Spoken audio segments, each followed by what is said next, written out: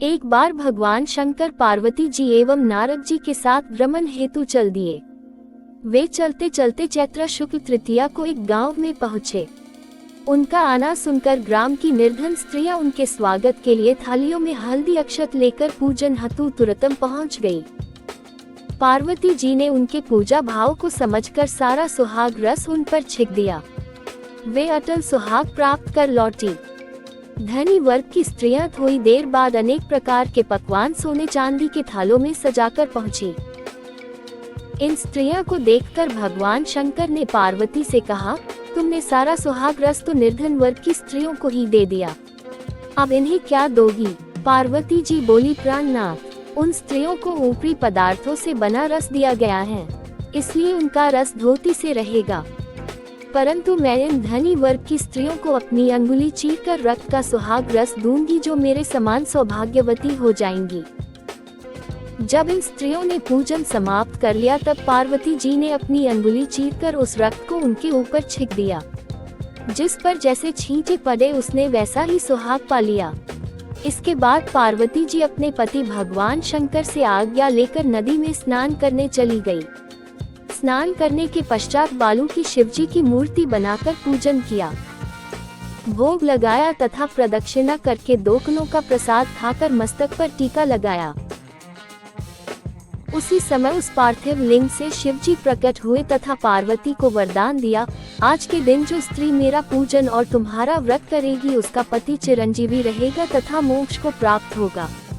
भगवान शिव यह वरदान देकर अंतर्धान हो गए। इतना सब करते करते पार्वती जी को काफी समय लग गया। पार्वती जी नदी के तट से चलकर उस स्थान पर आई जहां पर भगवान शंकर व नारद जी को छोड़कर गई थी।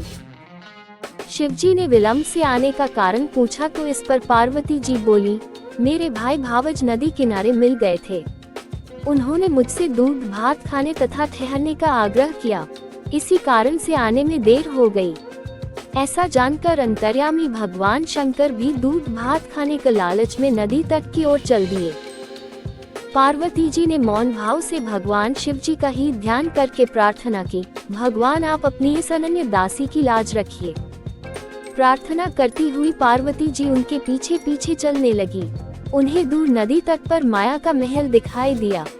वहां महल के अंदर शिवजी के साले तथा सहंस ने शिव पार्वती का स्वागत किया। वे 2 दिन वहां रहे।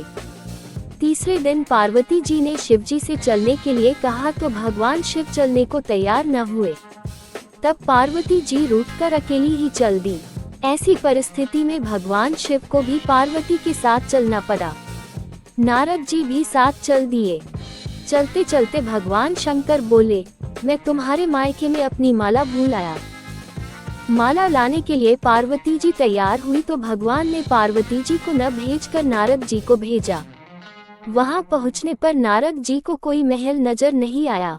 वहां दूर दूर तक जंगल ही जंगल था। सहसा बिजली कौंधी। नारद जी को शिवजी की माला एक पेड़ पर टंगी दिखाई दी। नारद जी ने माला उतारी और शिवजी के पास पहुंचकर यात्रा कर कष्ट बताने लगे। शिवजी हंसकर कहने लगे, ये सब पार्वती की ही लीला है। इस पर पार्वती जी बोली, मैं किस योग्य हूँ, ये सब तो आपकी ही कृपा है। ऐसा जानकर महर्षि नारद जी ने माता पार्वती तथा उनके पतिव्रत प्रभाव से उत्पन्न घटना की मुक्त कंठ से प्रशंसा की।